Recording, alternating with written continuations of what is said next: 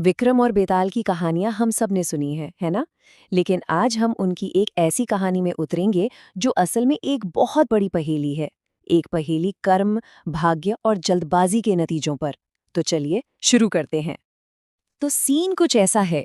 घना अंधेरा, एक सुनसान शमशान और राजा विक्रम के कंधे पर है बेताल। और तभी वो खामोशी टूटती है। बेताल एक कहानी सुनाना शुरू करता है। एक ऐसी कहानी जो एक बड़े ही नेक तोहफे से शुरू होती है, पर जिसका अंत बहुत ही भयानक होता है।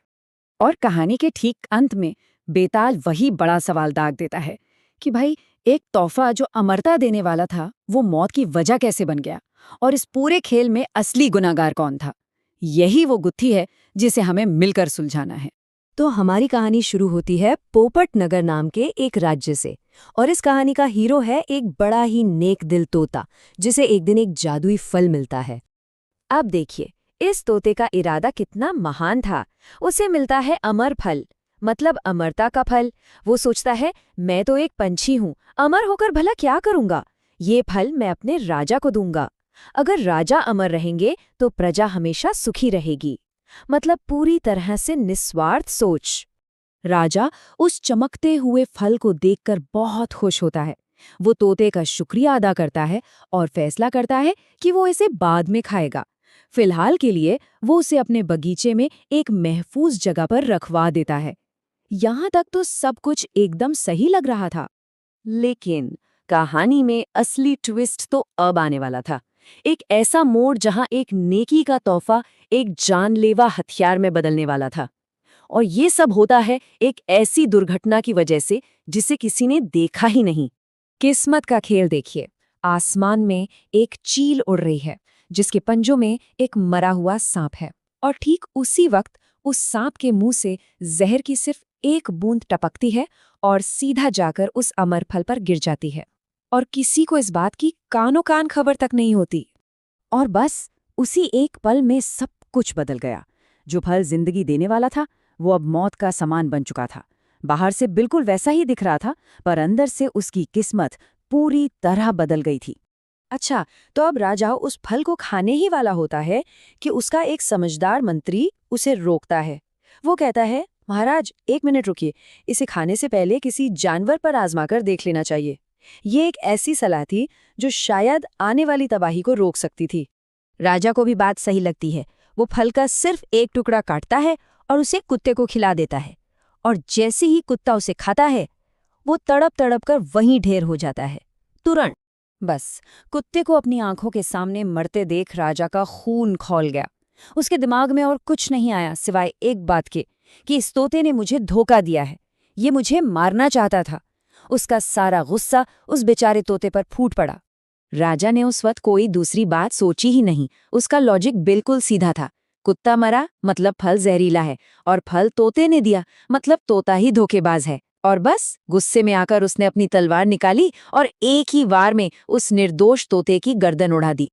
तोते की तो मौत हो गई और उस जहरीले फल को जमीन में गड़वा दिया गया। लेकिन जैसा कि कहते हैं, सच छुपता नहीं है। हाँ, उसे बाहर आने में कई साल जरूर लग गए।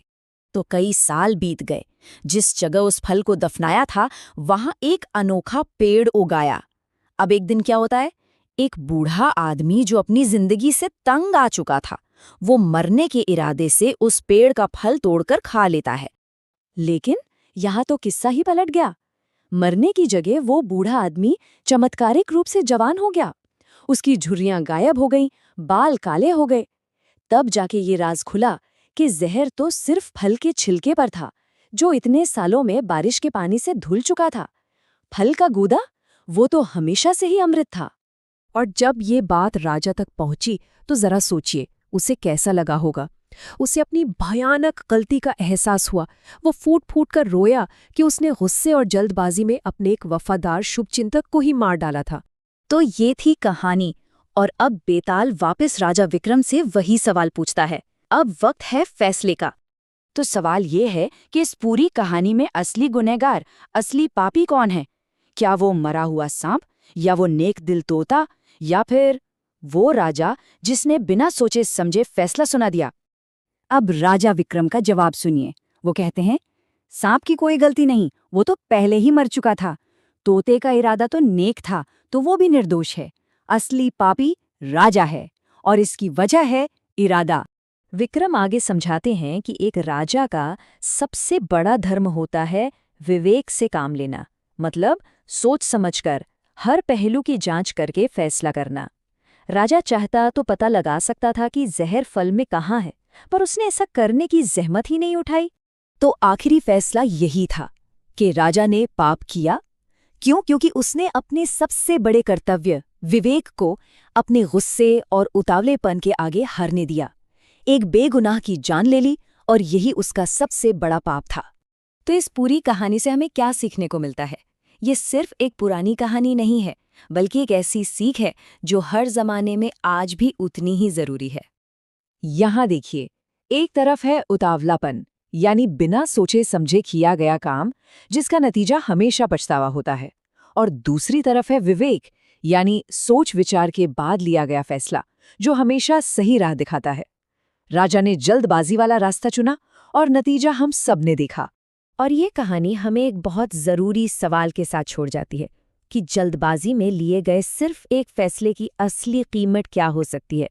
एक बेगुनाह की जान, जिंदगी भर का पछतावा।